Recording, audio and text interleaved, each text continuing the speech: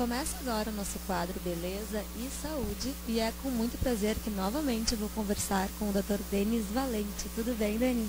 Tudo ótimo, um prazer estar aqui novamente contigo e com todos os teus telespectadores que são tão fiéis e estão sempre aí olhando o programa Maria Sona.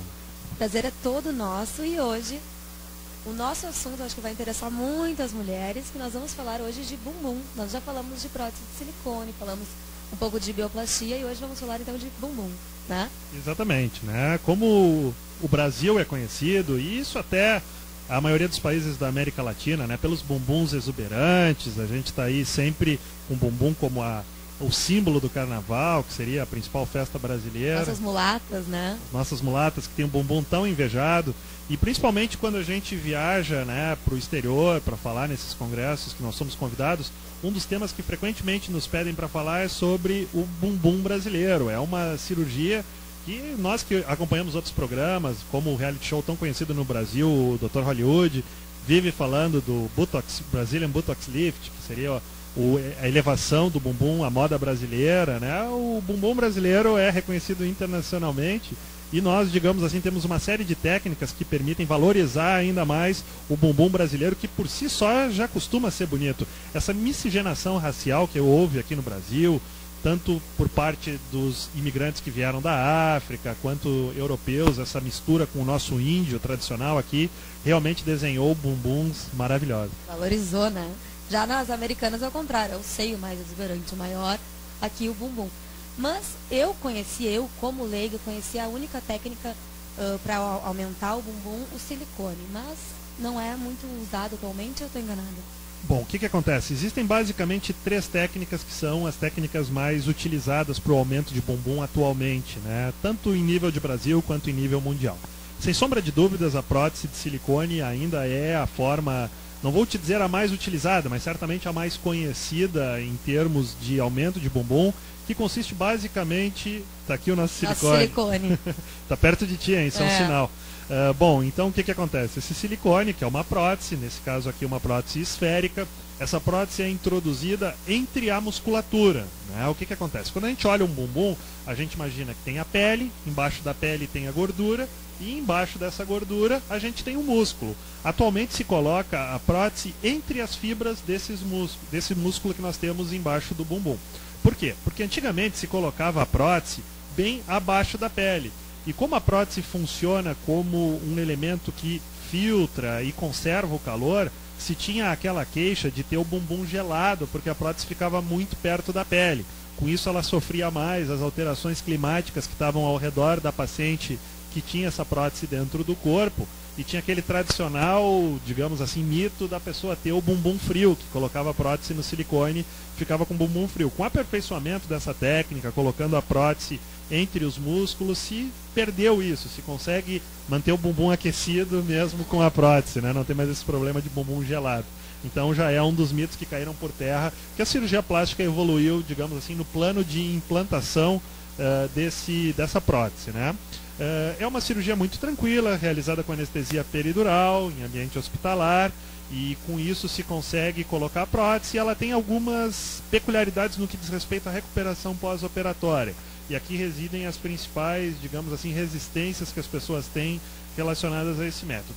Primeiro, é uma cirurgia que exige que a pessoa fique deitando de barriga para baixo e sem se sentar por cerca de 2 semanas. Tem que ter paciência, né? Tem que ter paciência, tem que deixar o bumbum virado para a lua para, digamos assim, ele florescer, né? Então, é um dos problemas que a gente tem quando a gente utiliza a prótese para aumentar o bumbum. Não te diria um problema, digamos, uma das privações que a pessoa tem que ter no pós-operatório. Segundo, a questão da dor, né, que qualquer uma das técnicas proporciona dor, porque as técnicas atualmente todas estão tentando fazer com que o músculo aumente de tamanho. Então a dor que tu sente é aquela dor muito semelhante a tu ir numa academia, fazer um treino muito forte de musculação, que tu sente que o músculo edemaciou, que o músculo inchou, e em função disso tu tem esse aumento de volume, né? Então é um dos problemas que a gente tem, mas que a gente consegue atualmente, a anestesia está bem avançada e a gente consegue tratar bem essa dor, tem bastante analgésicos para tratá-la de uma forma que deixe o pós-operatório o mais confortável possível. Bom, é feito através de uma pequena cicatriz de cerca de 5 centímetros que se localiza no sulco interglúteo. É pequena? É pequena, exato. Aqui nós temos uma prótese de 400 ml, que é uma prótese bem comum de ser colocada no bumbum, e a gente precisa de 5 centímetros para colocar uma prótese assim. Ela fica no sulco, né, como eu disse, que divide um lado do outro do bumbum. Esse tamanho aqui que a gente está mostrando é colocado também Isso, no é muito bumbum, comum a gente colocar de tamanho. 300 até 500, é o tamanho que geralmente... Essa é 400, né? Essa é 400. Eu peguei aqui para uma maneira ilustrativa uma prótese que seria bem a média do que a gente tem visto por aí. É a mesma colocada nos seios? Pode ser a mesma colocada nos seios, né, que tem um formato mais redondo, e existem também algumas próteses que são desenvolvidas só para glúteo, que são próteses um pouco mais ovais. Isso depende muito se nós queremos simplesmente projetar o bumbum ou se além de projetar o bumbum a gente quer arredondar ele. Se a gente também quer arredondar, que em algumas pessoas que têm o quadril mais largo, a gente precisa de uma prótese que dê uma projeção lateral também boa, a gente utiliza uma prótese de formato um pouco diferente. Mas na maioria dos casos a gente utiliza a prótese igual à prótese que se utiliza para fazer o aumento mamário. E essa técnica que a gente está falando agora, que tu está falando agora, é do silicone. Isso. E tem mais duas técnicas, que seria o da gordura, certo? Exato. Como funciona Bom, essa? então vou devolver a prótese para perto de ti. Devolve para mim, é minha. E aí vamos conversar um pouquinho sobre lipoaspiração e lipoescultura. Ah, lipoescultura. Exatamente. Isso aqui é uma cânula de lipoaspiração, né, que no caso aqui a gente opta por utilizar cânula descartável para evitar uma série de problemas, né, que podem... As infecções. Exatamente. Tranquilamente, a paciente pode ficar tranquila, não tem problema quanto a uma infecção. Exatamente. O que acontece? A gente nunca pode dizer que não vai existir uma infecção, né? O que existe são técnicas que minimizam esse risco de infecção. O uso de cânulas descartáveis é por quê? Porque essa cânula vai ser utilizada no corpo da pessoa e depois é jogada no lixo, né? Ela vai ser reciclada, enfim, não vai ter problemas de levar bactérias que estão presentes numa pessoa para outra. Isso é uma maneira da gente, digamos assim, tratar essa infecção, e é uma coisa muito utilizada hoje em dia. Boa parte dos profissionais utiliza cânulas descartáveis para lipoaspiração. Outra coisa é a gente fazer num hospital muito bem aparelhado no que diz respeito às medidas de infecção, um hospital que tenha um controle rigoroso da infecção hospitalar. Isso para nós é de suma importância. Por quê? Porque é justamente isso que pode ser a diferença entre a vida e a morte numa cirurgia, né? Não tem como brincar com isso. Exatamente. Lipoaspiração é a cirurgia mais temida por todos, né? Todas as enquetes que a gente faz, as pesquisas que a gente vê entre os clientes que nos procuram, a gente tem notado que lipoaspiração sempre é a cirurgia que remete mais medo, que remete mais cuidado, e a gente procura se revestir de todos os cuidados para minimizar ao máximo o risco de intercorrências nessa cirurgia, que mesmo com todos os cuidados ainda pode ter surpresas desagradáveis. Mas quanto mais preparado a gente está, menor vai ser a taxa de ocorrência disso, né?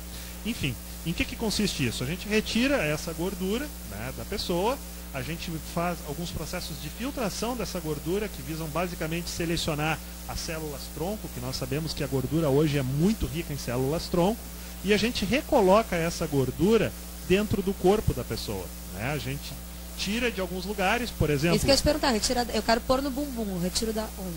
A gente pode tirar da barriga, pode tirar dos joelhos, pode tirar do culote. Já melhora várias coisas, então, numa vez só, já faz, né, já fica mais magrinha e com o bumbum mais avantajado.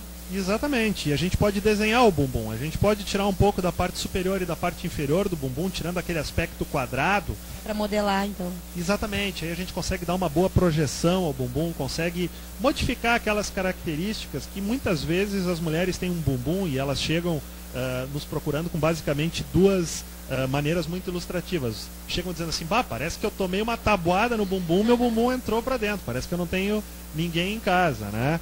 E a outra muito frequente que a gente escuta aqui é a paciente que diz que tem o bumbum masculino, né? Que o bumbum parece de homem. Qual a principal diferença do bumbum masculino para o bumbum feminino?